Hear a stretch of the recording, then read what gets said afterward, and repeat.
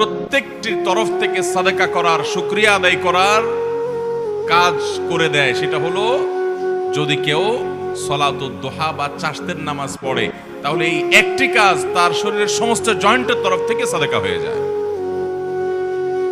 মোহতারাম হাজরিন, এই সালাতুদ দুহা বা চাশতের নামাজের সম্পর্কে তিরমিজির বর্ণনায় আসছে, নবী করিম সাল্লাল্লাহু আলাইহি সাল্লাম বলেছেন যে আল্লাহ রাব্বুল আলামিন হাদিসে কুদসিতে বলেছেন, ইয়াবনা আদম, হে আদম সন্তান, এর কালি আউয়ালান নাহারি আরবাআন, তোমরা দিনের শুরুতে 4 রাকাত নামাজ পড়ো আমাকে সন্তুষ্ট করবার জন্য। এটা আল্লাহ বলছেন।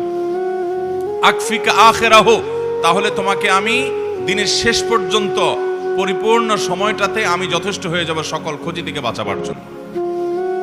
এই 4 রাকাত নামাজ সালাতুদ দুহা, যেটাকে আমরা চাশতের নামাজও বলি। নবী আলাইহিস সালাম অন্য হাদিসে বলেছেন, লা ইউহাফিযু আলা সালাতিদ দুহা ইল্লা আওয়াব, যারা আল্লাহর দিকে ধাবিত, আল্লাহর দিকে অগ্রসর, এলিট শ্রেণীর মুসলমান, সাধারণ শ্রেণী না, একেবারে সর্বোচ্চ মর্যাদার সর্বোচ্চ শ্রেণীর আপার ক্লাসের মুসলমান, যারা এই আপার ক্লাসের মুসলমান, তাদের কাজ হলো আল্লাহর পথে ধাবিত তারা থাকে, আল্লাহর দিকে ঝুঁকে থাকে, আল্লাহর দিকে অগ্রসর থাকে। এই আওয়াব শ্রেণীর বান্দা, আপার ক্লাসের মুসলমানদের আমল হলো চাশতের নামাজ। এটা সাধারণ মুসলমানরা পারে না। এই জন্য নবী সাল্লাল্লাহু আলাইহি সাল্লাম এটার নাম দিয়েছেন ওয়াহিয়া সলাতুল আওয়াবিন।